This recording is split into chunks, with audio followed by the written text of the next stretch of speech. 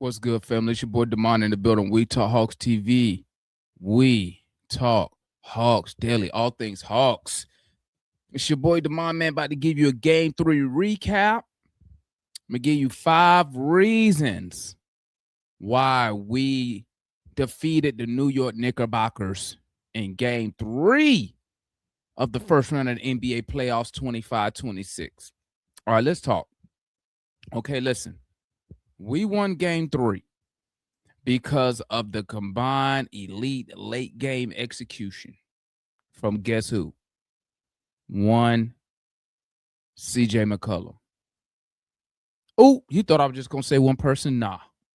CJ McCollum, Jonathan Kuminga, Jalen Johnson, Dyson Daniels, Onyeka Okongwu. Can't forget Onyeka Okongwu, man.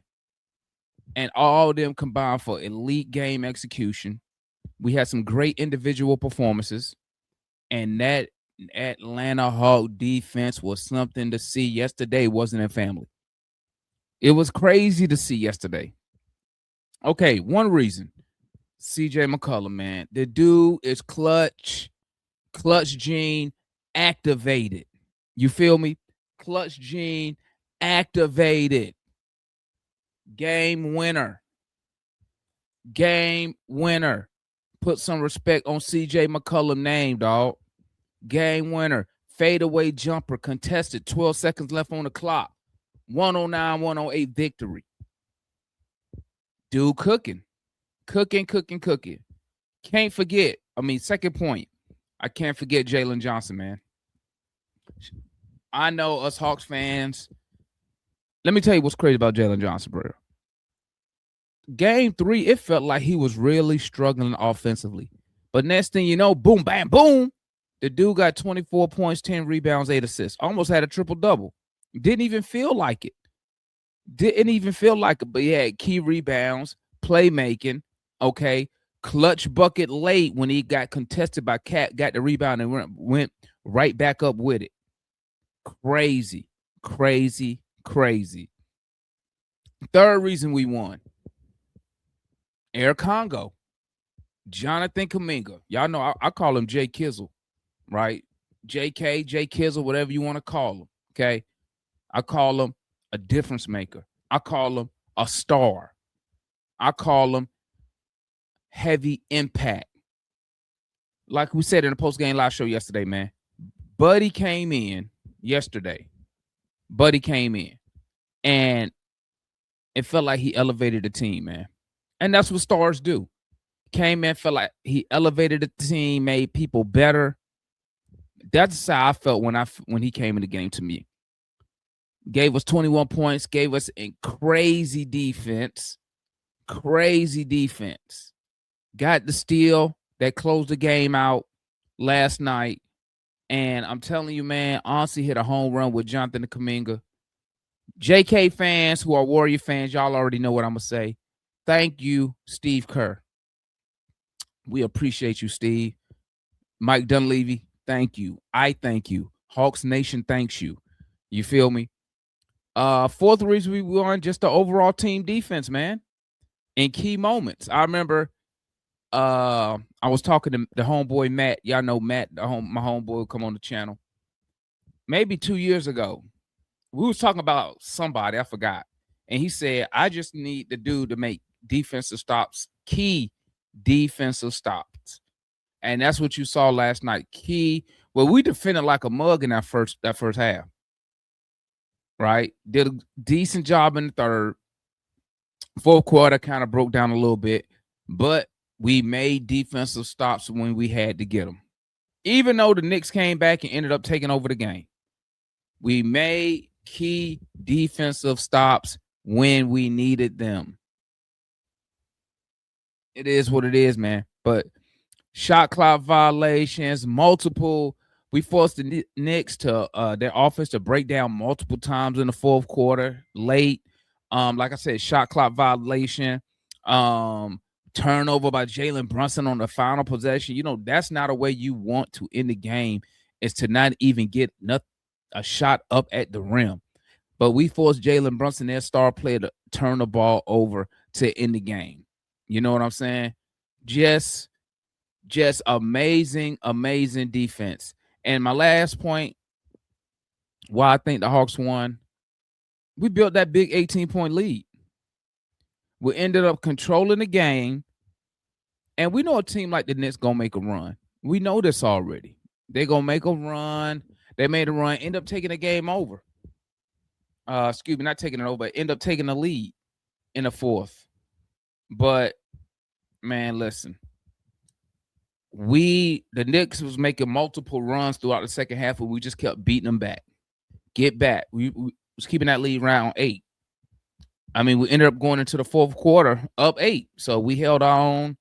And it was just a great performance. And here's something that caught that I didn't think about last night, but I heard the homeboy, fellow former Hawks great legend, in my opinion, Lou say today, man. He said the Hawks had 16 seconds on the clock on that final possession. It took us 4 seconds to take the lead back. And he said the Hawks had so much faith in their defense, they didn't even bother to run the clock down for the last shot. They didn't bother to run a clock down to 5 seconds. We went, got a quick shot, and said, we going to let our defense win this game. And that's what happened. The defense showed up. Salute Dyson Daniels. The defense showed up. Salute Jonathan Kuminga doing that work on Cat. And hey, the defense was amazing, man. The defense was amazing. So what else did we see in game 3? Okay. Other things we saw in game 3. We saw more excuse me. We saw a lot more off-ball movement with CJ McCollum, with Jalen Johnson. We stopped because game 1 and in some parts of game 2, we saw a lot of isolation. And that's not our, and it doesn't take much for us. A lot is not that many, right? Because we don't really do a lot of isolation, play a lot of isolation basketball, right? So we eliminated that, right? And got rid of those, and just got rid of the ISOs. You know what I'm saying? We use more staggers, we use more ghost screens, force. And what I was saying earlier, we want the New York Knicks out there on that court running around the court. And those screens and those staggers, we was forcing the Knicks players to run around the court chasing our players. We didn't allow them, especially in the first half, especially that first quarter, we just didn't allow them just to sit back in the paint, camp out, and play that type of style defense that they want to play. Kuminga, we use Kuminga as a downhill attacker. I mean, listen, I don't even know why Mike Brown, I'm gonna keep it a buck with Nick. I don't even know why your coach put that whole that Landry Shamet, that Jose Alvarado, that line. I don't even know why he put him in there, because they just that second lineup, man. Listen, none of them can guard Kuminga. Okay, nobody on that second lineup can guard Kuminga. I don't even know why he does that, but hey, as a Hawks fan, Mike Brown, keep doing it. You're doing a great job. You feel me? We saw New York play a little bit more physical, right? A little bit more physical. We saw the refs, and I'm gonna say it like this. I shouldn't even say they played more physical. I should say the refs wasn't calling fouls, which allowed them to play physical. I mean, we all saw Jalen Johnson attack the basket, and Josh Hart pulled him by the shorts. No call. We saw Jalen Johnson took so much contact, and the whistles that he did get, it's like the lady didn't even want to blow the whistle, or she would wait late. So I'm not even going to say they played physical. I'm going to say they fouled, and the refs allowed them to continue fouling. I mean, even look at the last play of the game. Cat just knocked Dyson Daniels straight over. Knocked him clean over, ran right into him. No call. I mean, so I'm not even going to say they played more physical. Like I said, the referees held a whistle. Okay? They held a whistle. So, Shout out Jalen Johnson. That Jalen Johnson, OG Anunoby matchup was pretty good. And even though OG got hot at the end, I mean, Jalen Johnson's production just canceled out everything that OG did. It canceled out Jalen Johnson, OG point wise, pretty much canceled each other out. So that was good. Once again, CJ McCollum going at Brunson. I mean, Brunson did not want to guard CJ McCollum. They kept trying to get that switch off, get Brunson off CJ McCollum like it was hilarious. It was crazy. Our bench. I mean, hell, we got a one-man bench wrecking crew in Jonathan Kuminga, and I think he played better than the whole Knicks bench. In my opinion, he definitely had way more impact, in my opinion. You know what I'm saying? Than the Knicks bench. You feel me? The Knicks bigs coming into the series so far, all I heard was Cat, Mitchell Robinson. They got size. Mitchell Robinson gonna do this. He gonna do that. What did I say on X? You gonna go find it on X? I said Mitchell Robinson will not be a factor. What did he put up last night? What Mitch Robinson had last night? Like 2 points. Did he even have 5 rebounds last night? Like, bro, this is crazy, man. Crazy. Now, for game 4, me, myself, I'm still not happy with the pace of the game that we played in the second half. The first half, I loved the pace. We was getting up and down the floor, moving around, people moving. The ball was moving. As Foot said, ball movement, people movement. We saw a whole bunch of that in that first quarter, man. That first quarter was amazing. That second quarter was great. That third quarter, I had the side eye. That fourth quarter was nonsense. Nonsense. So I still think we got to play fast the whole game, all 4 quarters. You know what I'm saying? And I'm confident right now. I'm confident. The Knicks have no one who can guard CJ McCollum. It's almost like pick your poison. Okay, you want to take away, and I believe when the series started, their game plan was to take away Jalen Johnson, take away his Jalen Johnson scoring, his playmaking. Okay, now who gonna guard Cat? I mean, excuse me, who gonna guard CJ? And like I said, no, really not going yet. He's really not going. If Naw was going last night in game 2, matter of fact, if Naw had it going, we'd be up 3-0 in my opinion.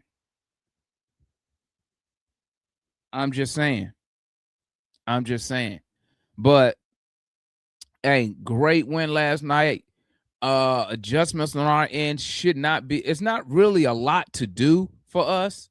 We just got to continue to execute our game plan because the defense that we play right now is going to carry us. The defense we playing right now is going to carry us. I mean, you got Kuminga that's holding it down against Cat. Okay. And shout out to the Knicks. They don't even get a ball to Cat. They're not even giving Cat the ball. So they're making it way easier for us. You know what I'm saying? But here's the thing. With Kuminga on Cat don't really like that physicality like that. That's why he always standing at the 3-point line. I don't know. Am I wrong? I don't know. But I expect us to win game 4, go back to New York up 3-1, close it out in 5. Even though I did pick Hawks in 6. Because they might get lucky. Maybe we might go cold. But I don't see a way the Knicks can win. I really don't. And people, and I'm not just being a homer when I say it. I really don't see a way how the Knicks could win unless the Hawks just can't put the ball in a basket. I really don't. I don't know what these pundits see. I don't know. Shout out ESPN, because just like in 21, they all picked the Knicks to win, right? The series. But I just don't see how the Knicks win, man. You got Jalen Brunson out there playing his heart out, right? Playing his heart out. And to be honest, the Knicks shouldn't have came back. They shouldn't have came back, but we mess around and was playing with our food. But I'm going to tell you one thing. The Knicks only came back Because we couldn't hit our free throws. If we hit our free throws, I think we ended up going, what, 60, 70% from the free throw line on like 27 attempts. We go 95% from the free throw line, 90% free throw line. The game never gets close. It never gets tied. New York never takes the lead. And we're not even going to speak on officiating. Because I seen some Knicks content creators and fans on X talking about, oh, that's the refs are favoring the Hawks. The league is favoring. Nobody ever favors the Hawks. Okay? Nobody. We never get the favors. Ever. So it's crazy when I hear Knicks fans say, oh, the Hawks got the whistle. No, we don't.